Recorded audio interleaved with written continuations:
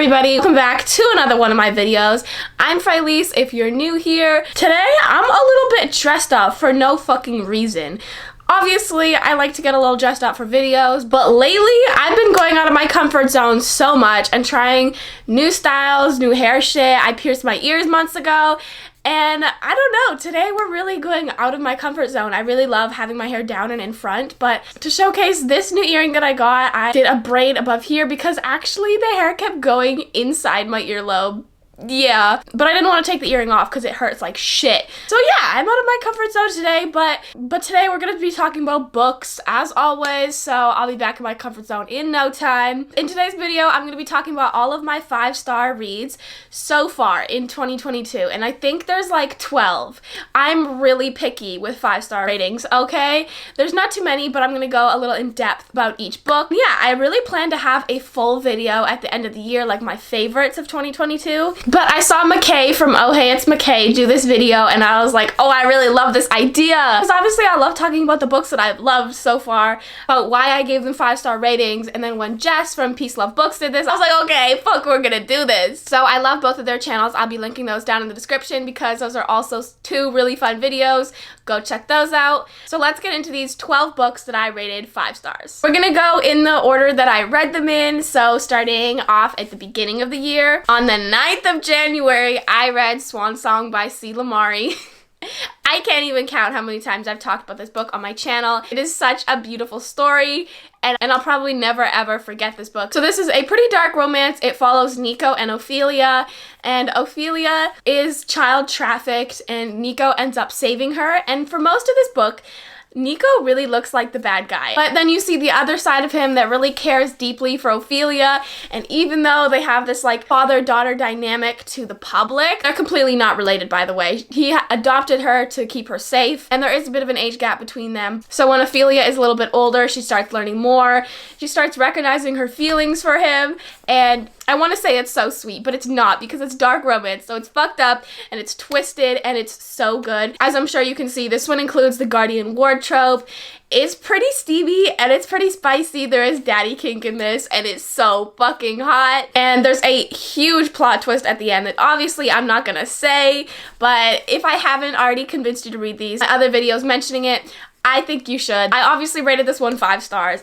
At the beginning, after I just finished it, I think I rated it 4.75, but the fact that this book has not left my mind since I read it, it's bumped up to a 5-star, maybe even a 6-star. This next one is a favorite, and that is the Torment Duet by Dylan Page. I think I've talked about this book for like 2 videos in a row now. I'm absolutely in love with this duet. It is break your heart emotional. It is an MC stepbrother romance between Shay and Mina, and it's super fucked up. It's pretty taboo and twisted. Not really the stepbrother aspect, but there's more to the story that I'm not gonna say. But the brief synopsis is Mina's mother marries Shay's father, James, and then Mina's mother realizes that James is actually the president of an MC club, and so she feels super trapped and she ends up dying.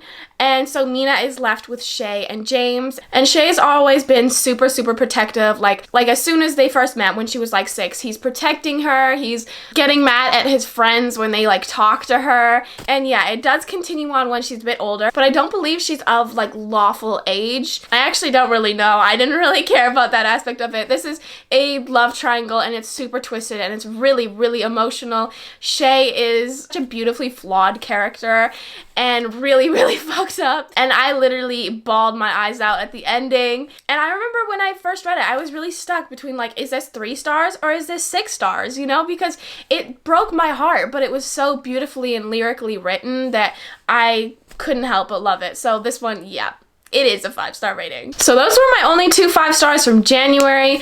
Then in February, I read Prisoner by Skye Warren and Annika Martin. And I don't even know where the fuck I found this book. I saw it and I was like, oh, that sounds pretty interesting. And then I picked it up in audio on Scribd. I believe it might have been a book on Scribd, but I feel like it was audio. And this one was just such a fun time. This follows Abby and Grayson. Abby is a like art student who I think teaches like art therapy. Don't quote me on that one because I might be a little wrong, but she starts teaching it at a local prison, and that's where she meets Grayson, who's a prisoner there, and they have like an instant chemistry thing. He's like fucking broody and like and pretty pissed off at the world, but he's also really, really smart, and they recognize something in each other, and it's like so beautiful. But then he actually takes advantage of her and uses her to escape prison, and then takes her with him when he goes. And so they're on the run from the cops and then from some higher, and yeah, I really love the aspect of this where they're running from the cops and the guy that he pissed off, and there's a whole other depth to the story here that is also continued in the second book, which is about Grayson's brother. Grayson is just like a really alpha male hero, and he's like simple, but he's not, and he's pissed all the time, and he loves her. And there's also a part in here where she realizes something that he did and doesn't want to stay with him anymore, and his heart is like tearing out of his chest, and we get to see his point of view in the end chapters about that, and it was so beautiful. I really, really enjoyed this one, and I did rate the second book in the series 4.5 stars, but it wasn't quite a 5-star rating for me because no book would top this one in the series. And then we have the Crown Duet by Emma Jones, which is actually on my shelf, as well as a Torment Duet, but I didn't want to get it up and get it, so I'll put it on the screen for you guys. This one was the last Emma Jones book I had to read in her KU backlist, excluding Antichrist, of course, which came out more recently, and I'm actually reading for a vlog. But yeah, I can't believe I hadn't read these before. This is 2 really short novellas, and they're an absolute mindfuck. This follows Bryant and Issa, and Bryant is the son of the president, and he's set to become the next president as well. Issa is also the daughter of some really important guy, and they are in an arranged marriage, but there's so many secrets, there's so many lies, so much betrayal, and I really can't say more than that because it's just really plot heavy, and there's so much going on behind the scenes. That being said, though, I really did enjoy their romance. Bryant is a perfect hero if you're looking for big dick energy. Like, Emma just writes them so well. I love all of her books. This one was no exception. It was an easy 5 stars. The first one was 4 stars, but the second book and the overall series, easy 5 stars. The next one is A Vow of Hate by Lila James, and this one I had on my TBR for so long, and when I finally read it, I was like, oh, fucking 5 stars. So easy. This one is so twisted and so fucking confusing, and I'm gonna let y'all know right now, when I say enemies to lovers in this shit, I mean it, okay? They fucking hated each other till like 80% through the book. It was so good. This one follows Juliana and Killian. Killian was actually engaged to Juliana's sister, but Juliana and her sister were in a car crash, and her sister ended up passing away. So now she's in an arranged marriage to Killian, and Killian fucking hates her because she is pretty responsible for the love of his life's death. And he's so fucking pissed, but he's like, well, we're in an arranged marriage, we gotta do this to please our family, so I'm just gonna buy an island and force you there while I go live my life. But obviously they have to be married, they have to show up to certain events together, they have to consummate the marriage, and there was so many twists and turns throughout this fucking book, especially at the end. I totally didn't see it coming, and I sat there and I was like, what the fuck did I just read? I think I just have a thing for mind fucking books because like all of these are so fucking confusing. And at that twist, which was like 80-90% through, I was like, oh, fucking 5 stars. I don't care how it ends. 5 stars right there. And then in March, I read Crazy for This Girl by Hazel Grace. This is another book I won't stop talking. Most all of these are such easy 5 stars, and this one is no exception. This is a childhood best friends to slight enemies to lovers second chance romance, and it was so fucking good because it hit on all of the tropes. You have forced proximity, you have the 2 that I just mentioned, you have workplace romance, and it's so beautiful. I'm a little bit of a sucker for a childhood friends to lovers romance, especially when they've been apart, and this one just fulfilled my dreams of that. So yeah, this follows Cal and Lainey. They both vacation at the same like group of summer cabins, and they become best friends pretty easily. Lainey's a little like grumpy, and he has to be really sunshiny to win her over, and it's so sweet. So they become friends. Something happens though that tears them apart. They see each other one last time, and he makes a promise to her, and then he fucking breaks it. And the plot twist pulls him away for like 8 years, and then we see them again in the future, and Lainey is not gonna fucking forgive him just like that. She makes this dude grovel, and I was so fucking here for it. The tension in that last part was so good. The first part was a little slow, and I was kind of like, is this gonna be good or not? And then at the 50% mark, I was like, fuck. is good.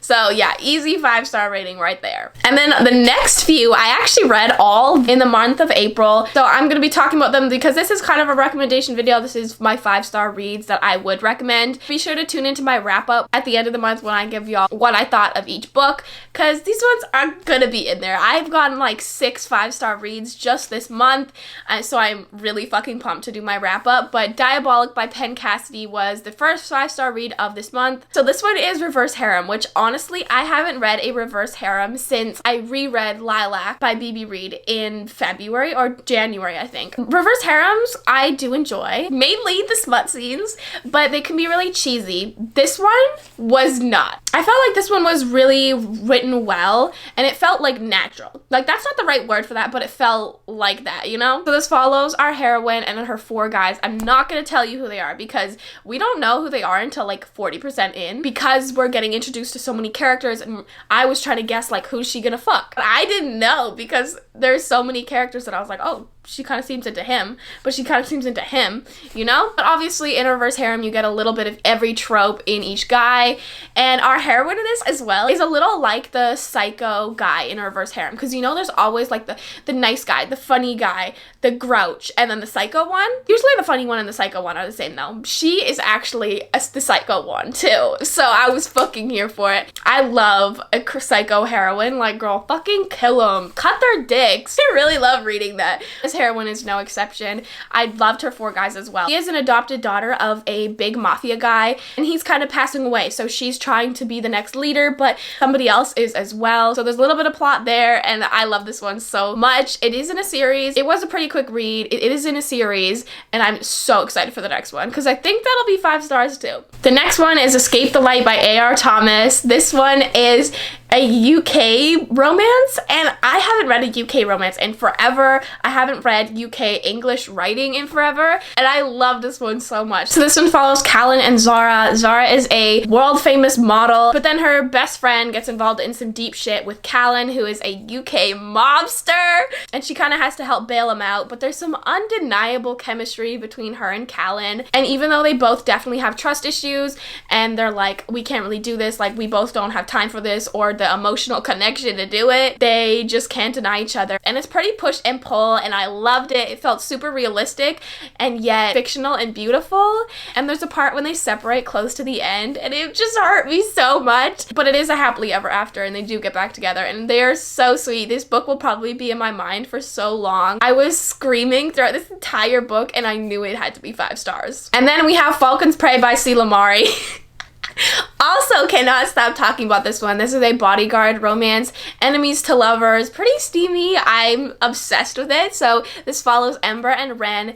Ember is a rich diamond heiress. She is a big bitch, and she's really mean to like everyone. So when Ren becomes her bodyguard with ulterior motives, she's the biggest bitch to him, and he will not put up with it, and their dynamic is so fiery. Honestly, he does become her bodyguard for revenge reasons, and not all of that underlying plot is revealed until the end of the book. It is a 2-part book, but it's still a standalone, if you know what I mean. She ends up shooting him and putting him in jail, and then in the second part we see him come back because he's pissed that she did that and pissed that she keeps running away from him. Like I said, steamy, enemies to lovers, chemistry, tension. I absolutely love this one, and it can't be anything but a 5-star read. And then the next one is actually a series, that is the Obsidian Brotherhood by Delaney Foster. This one was giving the ultimate Devil's Night vibes. I actually talked about this one in a recent video called If You Like This Book, You'll Like This One, where I compare the two of them because they're so similar but yet so different. This is a secret society, darker romance, and the characters are pretty younger, kind of like Devil's Night. And like Devil's Night again, a lot of shit goes down on Halloween, which is mischief night to them, and especially the first book is kind of like a enemies to lovers, childhood friends to enemies to lovers, because their families hate each other but they don't have a thing for each other, but he's forced to go away to save her, and then he comes back and she's so fucking fed up with him, and the tension is phenomenal. And that one I was also screaming, kicking my feet the entire time. 5-star rate for sure. But the second one is a best friend's brother, secret relationship, forbidden, second chance. Oh my god, this series is so fucking good, and I think there's new ones coming out. I hope there are, because I'm addicted. and I'm in love. I did rate the second one 4 stars because I feel like it didn't compare right after reading the first one, but now I'm bumping it up to 5 stars. It was so good. So that is the end of today's video. Those are all the books that I rated 5 stars so far this year. These are literally some of my favorites, and I know they'll be some of my top favorites of 2022. So please don't forget to like, comment, and subscribe for more recommendations and more book content. Thank you so much for watching again. I'll see you guys in my next video very soon.